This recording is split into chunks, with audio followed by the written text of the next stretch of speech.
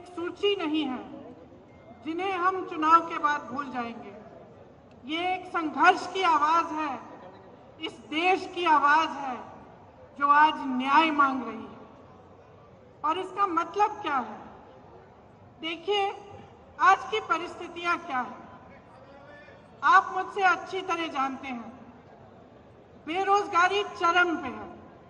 45 सालों में इतनी बेरोजगारी नहीं रही जितनी आज है।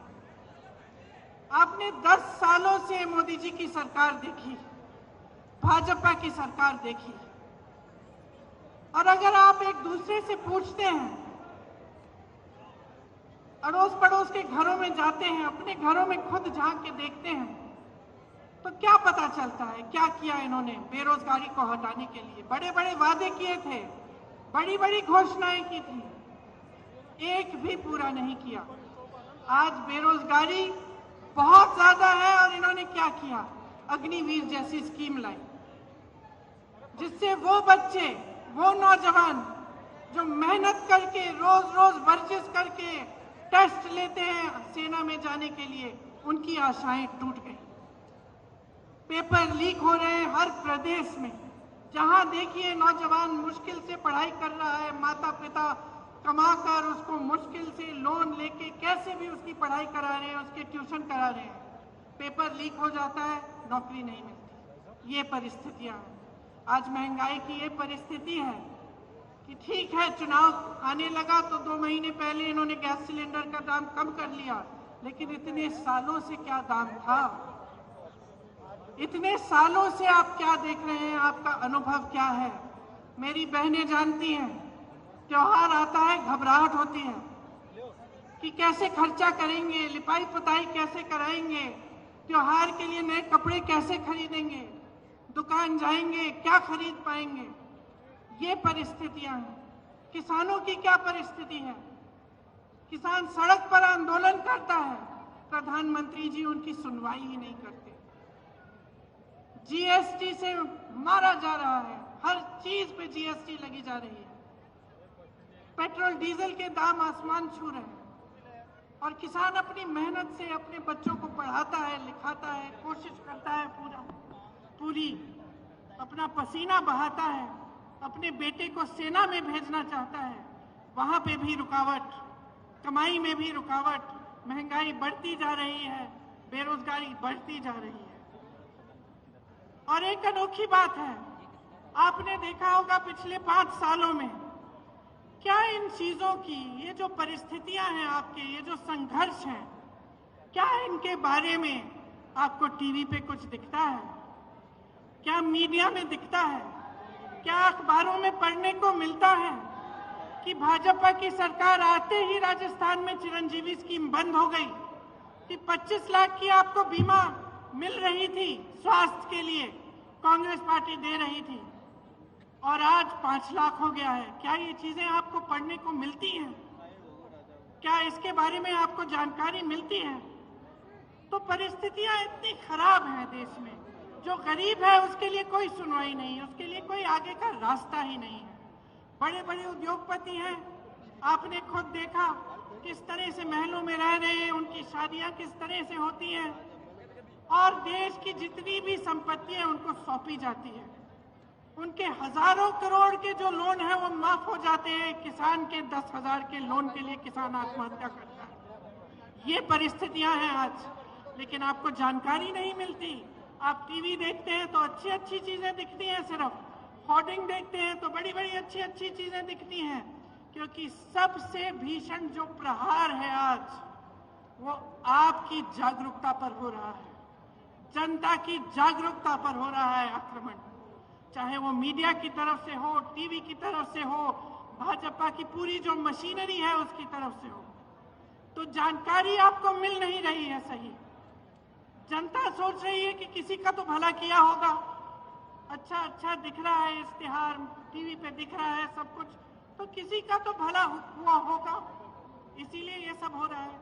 लेकिन असलियत क्या है, इसको पहचानने का अब समय आ गया है।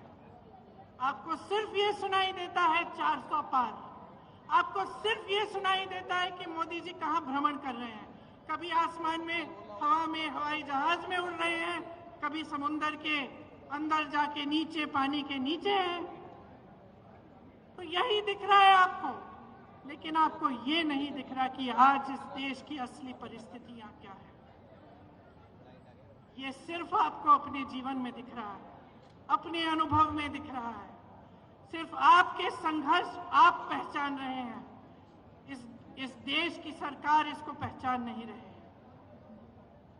आप जानते हैं कि 10 सालों में जहां जहां आपको तकलीफ हुई वहां कोई आपकी मदद करने के लिए नहीं आया। जितनी भी स्कीमें हैं बड़े बड़े उद्योगपतियों के लिए बनी हैं, ये कहते हैं आपको 5 किलो राशन देंगे लेकिन आपको रोजगार नहीं देंगे, आपके बच्चों को अपने पैरों पे खड़े होने का मौका नहीं देंगे। तो आपको अब जो समय आ गया है कि आपको जागरूक बनना है, ये आप बहुत अच्छी तरह से समझ लीजिए। जब हम न्याय की बात करते हैं, हम ये कह रहे हैं, ये पहचान कर कह रहे हैं कि आपके जीवन में अन्याय हो रहा है। चाहे वो गरीब हो, उसकी सुनवाई नहीं है, चाहे कमजोर हो, उसकी सुनवाई नहीं है, मजदूर की सुनवाई नहीं है, आज स्त्री की सुनवाई नहीं है, उसकी कहानी कोई नहीं सुनाता। आपको कहीं नहीं दिखेगा मीडिया में, टीवी में। और भाजपा के नेता आपसे ये बातें नहीं करेंगे। चाहे ड्राइवर हो, ऑटो का ड्राइवर हो, चाहे माली हो, चाहे बढ़ई हो, चाहे हस्तकला में कोई काम कर रहा हो, इनकी कहानियां आप सुनते नहीं हैं। इसीलिए हमने अपने जो न्याय पत्र में लिखा है वो इन्हीं की कहानियों के तहत, इन्हीं के अनुभव पर लिखा है। आपकी ही आवाज है इस घोषणा पत्र में, इस न्याय पत्र में। भाजपा के नेता मोदी जी एक खोखले संसार, एक खोखली दुनिया में रह रहे हैं। गाजे बाजे में, शोहरत में आपको सिर्फ अच्छा अच्छा दिखता है, बड़ी बड़ी इवेंट बाजी दिखती है। सच्चाई छुपाने के लिए है ये, और जितने भी प्रयास हैं वो सिर्फ सच्चाई छुपाने के लिए। आज पूरे विपक्ष पर हमला है, दो मुख्यमंत्री जेल में हैं। कहते हैं भ्रष्टाचार पर वार है, लेकिन सब भ्रष्टाचारी अपनी पार्टी में इकट्ठा कर रहे हैं। सारी पार्टियों के जितने भ्रष्टाचारी हैं उनको सब न्योता देके, वो निमंत्रण देके ले रहे हैं, और अचानक उनकी पार्टी में जाते ही स्वच्छ हो जाते हैं, कोई उनके बारे में सवाल नहीं उठाता। तो ये बहाना है, ये पूरा बहाना है कि इनकी दुनिया सक्षम रहे, बड़े बड़े उद्योगपतियों की, इनकी, और वो भी गिने चुने उद्योगपति हैं, सारे उद्योगपति नहीं हैं। बहुत सारे ऐसे उद्योगपति हैं जो देश के लिए दिन रात काम करते हैं, जो रोजगार बनाते हैं। इनके जो गिने चुने मित्र हैं उनको सारी संपत्ति सौंपी जा रही है। ये उन दूसरे उद्योगपतियों के साथ भी अन्याय है। तो ये पूरी जो परिस्थितियां हैं देश की, इनको समझने की बहुत खास जरूरत है। आज जो आप वोट डालने जा रहे हैं, वो वोट इस देश के लोकतंत्र को बचाने के लिए जा रहा है। अब ये बात आपने बहुत सुनी होगी, और कभी कभी आप पूछते भी होंगे कि भाई कैसे हमारा लोकतंत्र असुरक्षित कैसे है।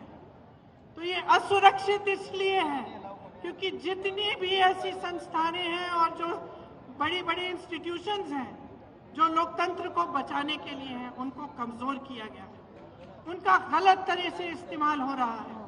आज ये नौबत आ गई है कि जनता को ईवीएम पे भी भरोसा नहीं है।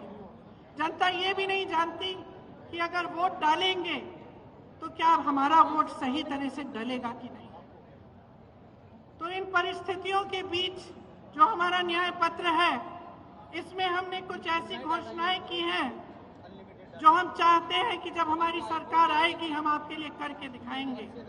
इसका प्रमाण ये है कि हमने प्रदेशों में करके दिखाया है। जिन प्रदेशों में हमारी सरकार रही उनमें राजस्थान भी था।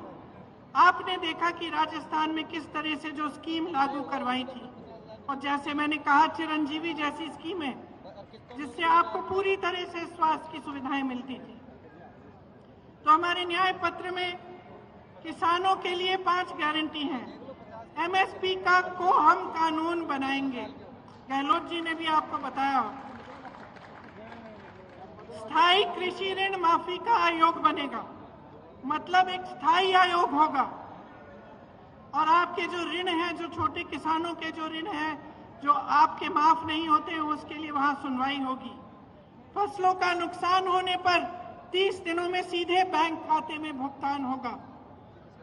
नई कृषि की आयात निर्यात की नीति बनेगी और कृषि में इस्तेमाल जितने भी आप सामान इस्तेमाल करते हैं कृषि में, वो जीएसटी से माफ होंगे। ये बहुत बड़ी चीज है, इससे आपको बहुत राहत मिलेगी। मैंने बेरोजगारी की बात की। युवाओं के लिए केंद्र में 30 लाख जो खाली पद भरे हैं, पड़े हैं, उन्हें भारी करने का काम हमारी सरकार करेगी। हर परिवार में जो पहली नौकरी है वो पक्की मिलेगी और स्नातक पास को 1 लाख रुपए मिलेंगे। ये जो पेपर लीक होते रहते हैं, जिससे आपका बहुत नुकसान होता है और पढ़े लिखे बच्चे बेरोजगार बैठे रहते हैं, उसके समाधान के लिए एक नया कानून बनाया जाएगा। सख्ती से जो ऐसे काम कराएंगे, सख्ती से उन पर कार्रवाई होगी और एक जॉब कैलेंडर बनेगा जिसमें जो नियुक्ति के जो डेट हैं, जो इम्तिहान के डेट है, रिजल्ट के डेट है, वो पहले से बताए जाएंगे। जो लोग गिग इकोनॉमी में काम करते हैं, गिग इकोनॉमी मतलब जैसे शहरों में आप जो डिलीवरी वाले युवा हैं, जो डिलीवरी करते हैं, इस तरह की जो नौकरियां हैं, इनको सामाजिक सुरक्षा मिलेगी और एक 5,000 करोड़ रुपए का फंड बनेगा युवाओं के लिए, ताकि युवा जब अपने कारोबार शुरू करना चाहें तो उनको लोन मिलेगा और उनको पैसे दिलवाए जाएंगे। महिलाओं के लिए खास हमने कुछ सोचा है कि हर जो गरीब महिला है उसे सालाना 1 लाख रुपए सरकार से मिलेंगे।